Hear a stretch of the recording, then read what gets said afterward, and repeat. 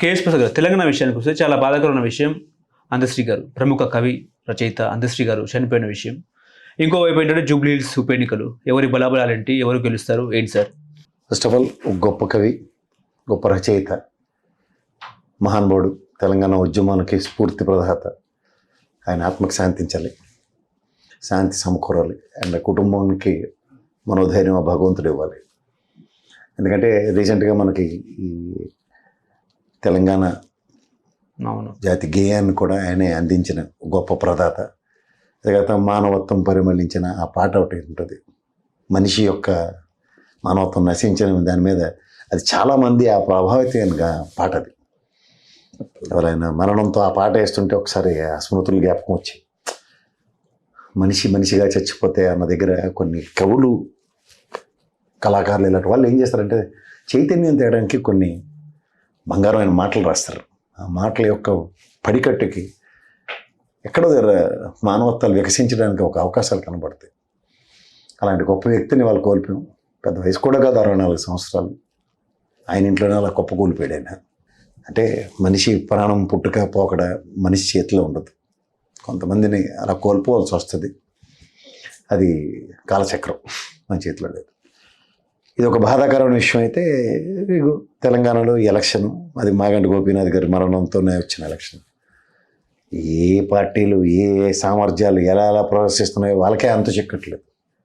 వాడేమో 2,500 ఇస్తుంటే ఇంకోటి 5,000 ఇస్తారని ఏవో చెప్తున్నారు. ఏంటి అసలుకి ప్రజాస్వామ్యంలో ఈ కొనుబడి ఏంటి, ఈ అమ్ముబడి ఏంటి? 58 మంది కదా మొత్తం ఇండిపెండెంట్లతో సైతం. నిన్న ఎప్పుడు నేను 2 ఇండిపెండెంట్ ర్యాలీలు చూసా. ఏంది వాళ్ళు కూడా కాన్వాయ్లు పెట్టి. ఈ చాలా ఓట్లు డిస్టర్బ్ అవుతుంది. ఒరిజినల్గా ఓటు బ్యాంకులు లేని పార్టీలు కూడా చాలా విశ్వప్రయత్నాలు చేయడం చాలా ఆశ్చర్యకరంగా ఉంది. పక్క కాంగ్రెస్కి ఒరిజినల్ కాంగ్రెస్ ఓటు బ్యాంక్ లేదు, అలాగే బీజేపీకి అసలు ఓటు బ్యాంకే లేదు. అలాంటి వాళ్ళు ప్రయత్నం చూస్తే నవ్వలేడవాలో అర్థం కావట్లేదు. అంటే అఫ్కోర్స్ జాతీయ పార్టీలు ఎప్పుడు ఎవరో చచ్చిపోతే సింపథెటిక్ గ్రౌండ్స్లో ఆ ఎలక్షన్ యునానిమస్గా ఇవ్వడానికి ఎక్కడ ఒప్పుకోరాలు, ఎవడో నిలబడతారు. ఈసారి పాపం నవీన్ యాదవ్కిను దీపక్ రెడ్డికి పడింది దుకాణం. దీపక్ రెడ్డి ఎలాగో గ్యారంటీగా ఓడిపోయే క్యాండిడేట్, అది పెద్ద ఇది ప్రవాసం లేని విషయం. కానీ నవీన్ యాదవ్ మాత్రం ఉన్నవి తగలబెట్టుకుంటాడు డబ్బులు. ఏంటి దగ్గర ఆ బెట్టింగ్లు విపరీతంగా పిచ్చెక్కిపోతున్నారు జనాలు. సెటిలర్ల ఓట్లని, లేకపోతే కమ్మ సామాజిక వర్గం ఓట్లని. కమ్మ సామాజిక వర్గం ఓట్ల మీద అనవసరమైన రాంగ్ ఫీలర్లు ఇచ్చి కొన్ని పార్టీలు అయితే బొక్కబొరలో పడ్డాయని చెప్పచ్చు. ఎందుకు? 34,000 పైసలకి ఓట్లు ఉన్నాయండి.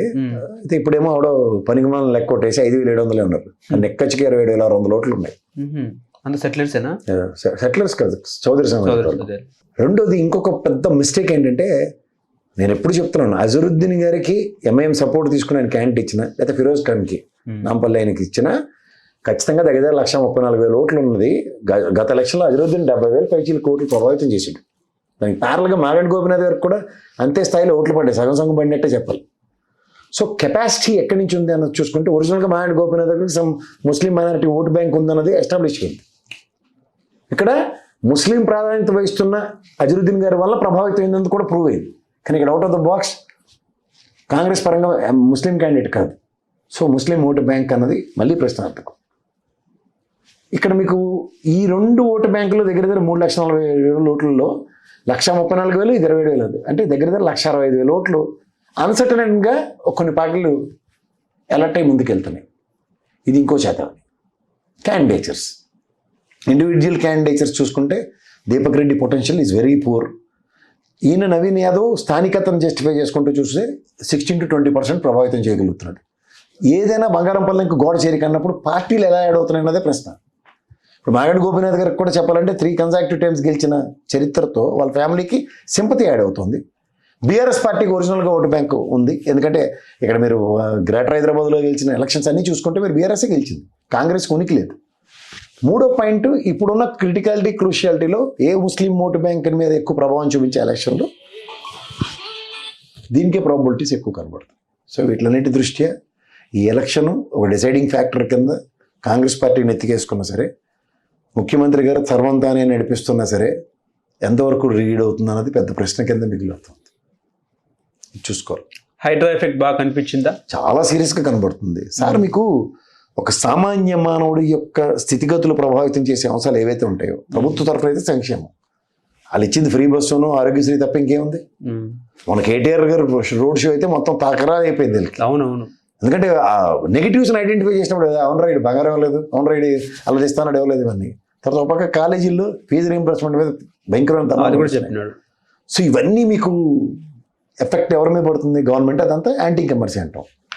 ఆ నెగిటివ్ ఓటు బ్యాంక్ వెళ్ళి ఎవరికి చేయి వస్తుంది, కాల్ వస్తుంది వేయడానికి? బీఆర్ఎస్. తర్వాత ఇక్కడ తీవ్ర పరిస్థితులు అంటే మున్సిపల్ శాఖ రేవంత్ రెడ్డి గారి దగ్గర ఉంది. ఆ చెత్త అంతా పేరుకుపోయి ఉంది అక్కడ. ఆ బస్తీలో చాలా పైకి కనబడే జూబ్లీహిల్స్, బంజారాహిల్స్ మీరు లైన్ లెక్కెట్టుకుంటే ఎవరికి కాదు, కానీ ఇన్ డెప్త్ మీరు వెళ్తే రేమత్ నగర్, బోరబండ, ఇటుపక్క షేక్పేట, ఇదంతా మీకు తీవ్రంగా ఎఫెక్ట్ అయ్యేది స్లమ్సే, బస్తీలు అంటాం. అట్లా వాటి దగ్గర మీకు శానిటేషన్ లేదు, ఏమీ లేదు. మున్సిపల్ శాఖ ఎవరు వర్తిస్తున్నారంటే రేవంత్ రెడ్డి గారు ఎఫెక్ట్ అంతా ఆయన ఎత్తికే బండి. కేటీఆర్ కూడా చెప్పారు కదా, ఇప్పుడు ఇదే అజరుద్దీన్కి నేను మున్సిపల్ శాఖ ఇస్తున్నాను, ఈ ఎలక్షన్ గెలిపించుకోండి ఆయన్ని, లేదంటే ఎమ్మెల్సీకి మున్సిపల్ శాఖ ఇస్తాను, నాకు ఈ నియోజకవర్గం మీద పట్టుకోవాలన్న కాన్సెప్ట్ డ్రైవ్ అయితే ఒక యాడెడ్ అడ్వాంటేజ్. రెండోది, నవీన్ యాదవ్ ఫస్ట్ టైం గెలిచారు. మన ఎవరంటే సుదర్శన్ రెడ్డి గారు లాంటి క్యాబినెట్ దిక్కు లేదు. ఈ నవీన్ యాదవ్ని ఏ ప్రాతిపదిక మీద క్యాబినెట్లో తీసుకోవడానికి వెసులుబాటు ఉంది? ఓ పక్క 10 మందిని జాయిన్ చేసుకున్న వాళ్ళకే న్యాయం చేయలేక కింద మీద అవుతున్నారు.